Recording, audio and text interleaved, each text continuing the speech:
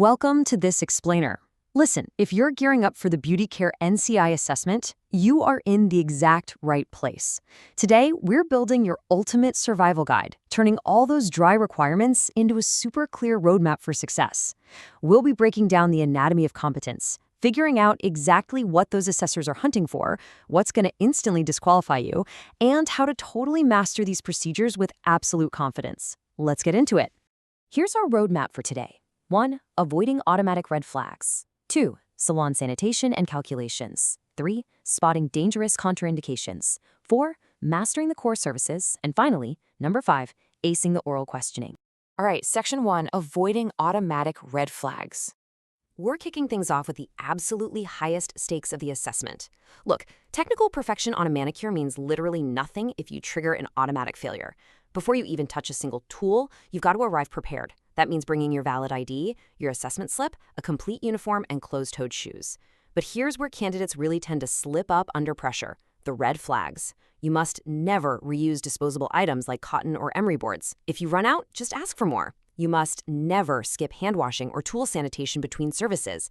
And absolutely no breaching client privacy. Doing any of this? Automatic fail. Oh, and remember, record keeping isn't just busy work. Keeping accurate service records is a closely watched professional skill.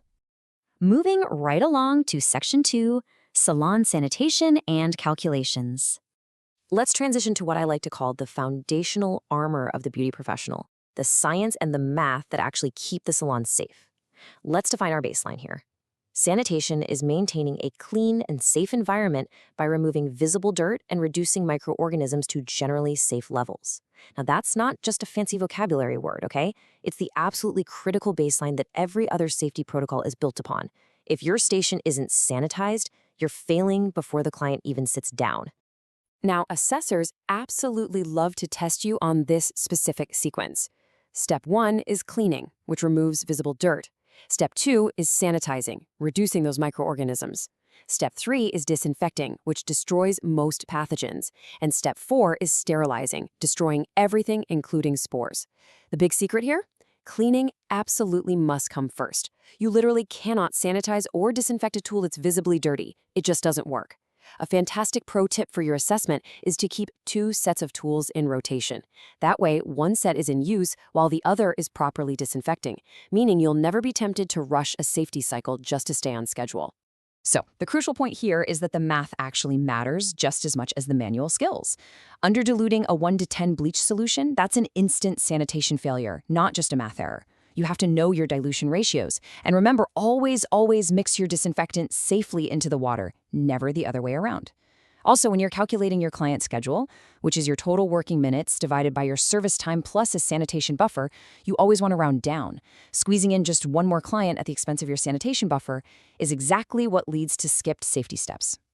All right, section 3, spotting dangerous contraindications. Let's shift gears to client consultation. This is about empowering you to act as the absolute first line of defense against biological threats.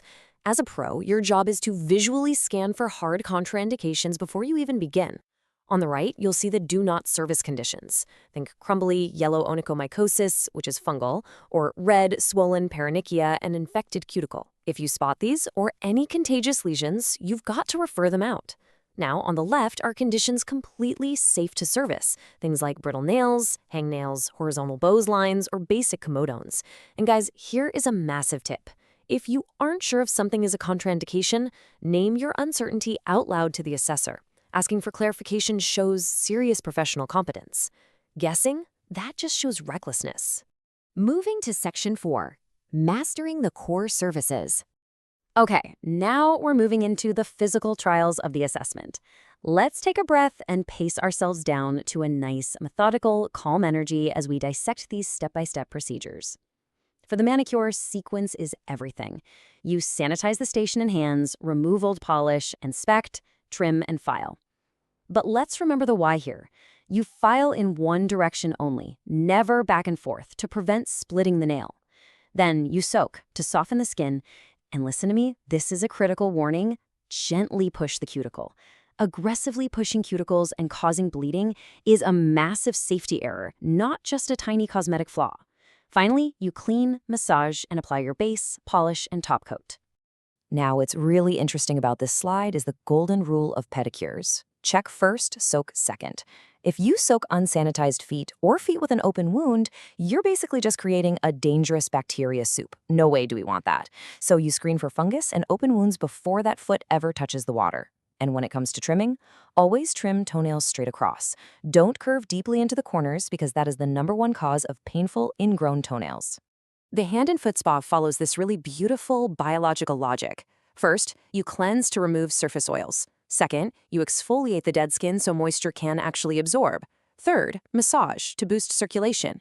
And fourth, apply a moisturizing treatment mask. You absolutely must use warm, not hot, water.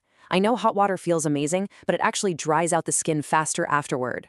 Oh, and pay extra attention to those heavily used heels and balls of the feet. Use light passes on calluses so you don't overfile. When it comes to facial care, it all starts with the consultation. You've got to determine if the skin is normal, dry, oily, combination, or sensitive. Why? Because what works wonders for oily skin can severely irritate sensitive skin. After cleansing and exfoliation comes the massage. You want to use outward, downward strokes to promote natural lymphatic drainage. Then apply a mask matched perfectly to their skin type and finish up with moisturizing. And please always patch test new products on the inner wrist if your client has sensitive skin. Okay, let's dive into this makeup timeline, mapping out a typical 25-minute application. You start at minute 0 with primer, then at minute 5, it's foundation and concealer. You absolutely must match that foundation to warm, cool, or neutral undertones along the jawline, and always check it in natural light. Then comes setting powder, contour, and blush at minute 15, eyes and mascara at 20, and lipstick at 25. A fantastic rule of thumb here, if you're gonna make a mistake, make it before you apply the dreaded mascara. Almost anything is easier to fix than mascara smudges. And this brilliantly illustrates how makeup is, at its core, just color theory. Green hides redness, peach hides dark circles, purple neutralizes those yellow tones, and yellow hides mild purple spots. It's like a giant puzzle. As for contouring, remember your goal is simply to balance face shapes. You might use contour to soften a square jawline, or add it to the upper cheekbones to visually lengthen a round face. It is all about balance.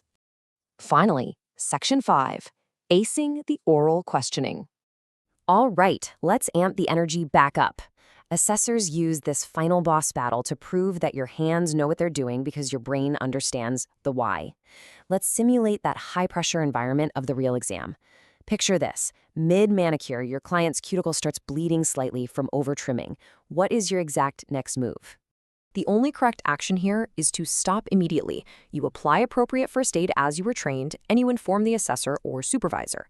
Trying to quietly finish the service on a bleeding finger and just kind of hoping the assessor doesn't notice? Yeah, that's a massive safety risk and a guaranteed way to fail. Okay, let's throw another situational curveball your way. A client requests a relaxing foot spa, but right before you start, you notice a visible open wound on their ankle. How do you handle it?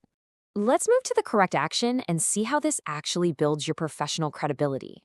An open wound is a high risk for infection. You must explain professionally why the service is unsafe and offer an alternative. Client preference never, ever overrides safety. By refusing an unsafe service professionally, you aren't losing points. You're actually proving your true competence to the assessor. Let's slow it down for a second. As we wrap up this explainer, I want you to internalize this quote. Steady hands, clean tools, and a calm client are the real marks of competence. The certificate just confirms it. That is exactly what you are aiming for. The certificate is really just the paperwork confirming the incredible professional competence you already possess. Are you ready to prove your competence by putting client safety and sanitation above all else? You are going to walk into that NCI 2 assessment totally empowered and ready to dominate. But it leaves us with a bigger question to ponder. As the science of cosmetology evolves, how will the very definition of salon safety change in the next 10 years? Keep studying, stay curious, and we'll see you in the next explainer.